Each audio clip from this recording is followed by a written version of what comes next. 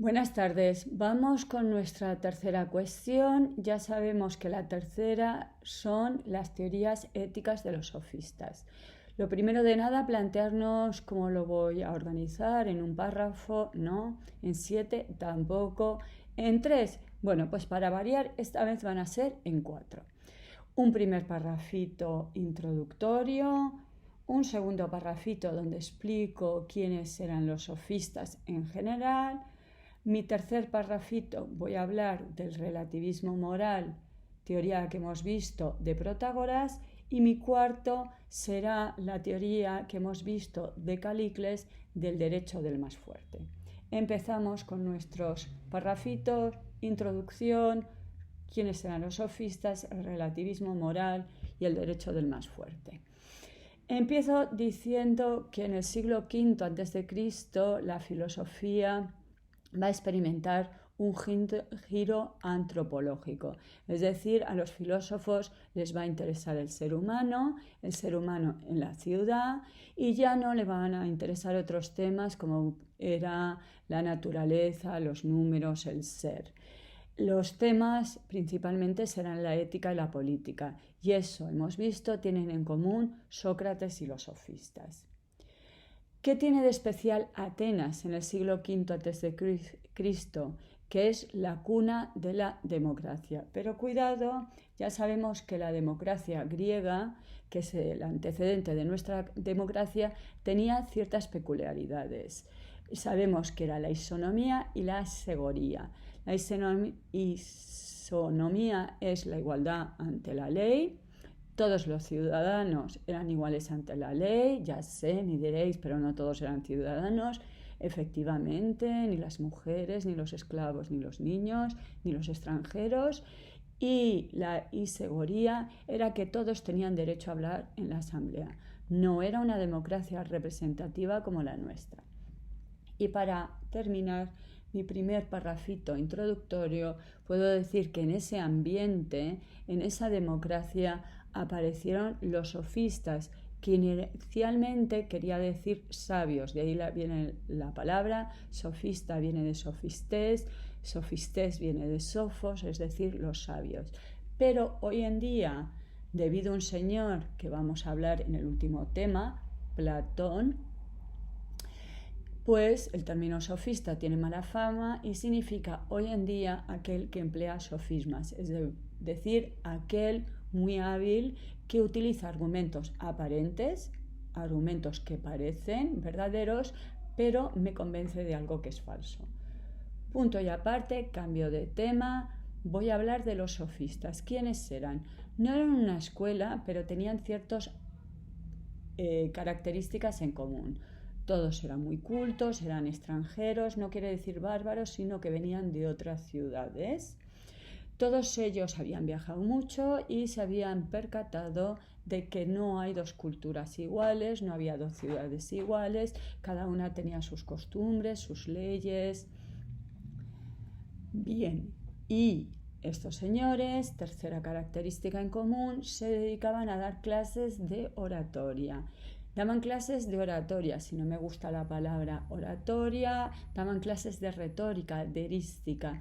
¿Y por qué era tan importante la oratoria, la erística, la retórica en Atenas en el siglo V a.C.? Por lo que hemos visto, porque era una democracia, los ciudadanos debían saber hablar de forma convincente en la asamblea, pero también hemos visto porque no existían los abogados. Había que defenderse uno a sí mismo. Bien, dado que eran extranjeros, no podían participar en política, por lo tanto no les podemos culpar de la decadencia de la polis de Atenas.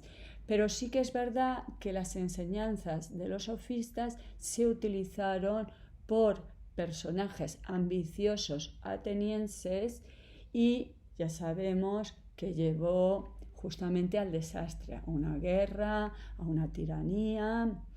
Dos famosos sofistas, Protágoras, ya sabemos, famoso por el relativismo moral que vamos a contar a continuación, y Gorgias, que hemos visto que era el gran orador y que era especialista en mostrar los elementos emocionales y lo convincentes que estos pueden llegar a ser. Y ya sabemos que hoy en día se utiliza constantemente en política. Punto y aparte, vamos a hablar del relativismo moral. Bien, retomo un poquito, entonces introduzco el tema. Los sofistas se dieron cuenta que las costumbres son muy dispares, hay creencias diferentes, lo que puede considerarse bueno en una ciudad no necesariamente lo es, pero no solo hemos visto que cambia, sino que también, que no solo cambia de ciudad en ciudad, sino que incluso cambia dependiendo de la época. Así que deberíamos explicar esta teoría. El relativismo moral es la teoría ética que sostiene que valores como el bien y el mal dependen de cada ciudad, de cada época, Podemos poner algún ejemplo, pero cuidado, no me invento los ejemplos. Si yo quiero hablar que en la actualidad hay países que la homosexualidad es un delito, incluso castigado con la pena de muerte, tendré que buscar cuál. ¿De acuerdo? Por favor, no me invento los ejemplos. Y nada, en África. No, bueno, si quiero poner un ejemplo, miro un momentito, internet y demás. Está muy bien, es una buena forma de argumentar poner un ejemplo, pero el ejemplo tiene que ser válido, no inventado. Y podemos ver cuáles son las consecuencias. Si yo acepto el relativismo moral, me encontraría que tendría que aceptar todas aquellas costumbres que son ancestrales, que llevamos siglos haciéndolas. Y el problema, y por eso vimos que el relativismo moral es inadmisible, es que no podríamos criticar. No podríamos criticar la esclavitud porque se practicó durante siglos. No podríamos criticar el machismo, dado que las sociedades han sido machistas durante siglos. No podríamos criticar el genocidio nazi, dado que fue una cosa que se dio en la Alemania nazi. Entonces nos veríamos abocados a tener que admitir cualquier cosa que haga una cultura. Punto y aparte. Vamos con la teoría de este personaje tan fascinante que recoge Platón, que es Calícles. Bien, la segunda generación de los sofistas distinguieron entre lo convencional, las leyes y lo natural. Y además, no solo consideraban que las leyes eran convencionales, es decir, basadas en el acuerdo, sino que lo utilizaron como una forma de crítica justamente a el Estado, a la ciudad. Las leyes de la ciudad son injustas porque son antinaturales. Ya vimos que los sofistas de la segunda generación no se ponían de acuerdo.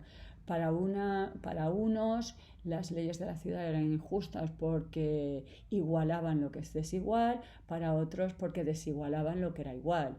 Vale, en el caso de Calícles considera que en la naturaleza es la ley del más fuerte, en la naturaleza se impone el fuerte sobre el débil y él desearía que así fuera en la ciudad, que los fuertes dominaran a los débiles y que no se diera esta cosa tan horrorosa de la igualdad y de que todos deben poseer lo mismo.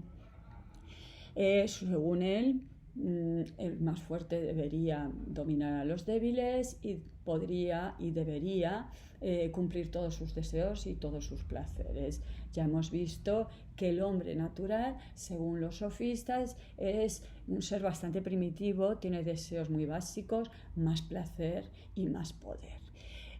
Obviamente estas teorías vienen a ser una crítica a la democracia que había en Atenas en aquella época y podemos terminar criticando a Calícles, que ya sabemos desde que es su visión de la naturaleza es obviamente sesgada en su interés, en que no es cierto que se diera la igualdad en Atenas en el siglo V, que justamente extrapola para argumentar que lo natural, primero seleccionando aquello que le interesa de la naturaleza, ¿de acuerdo? Todas esas críticas que hemos visto que se le pueden hacer a la teoría del derecho del más fuerte. Hasta luego.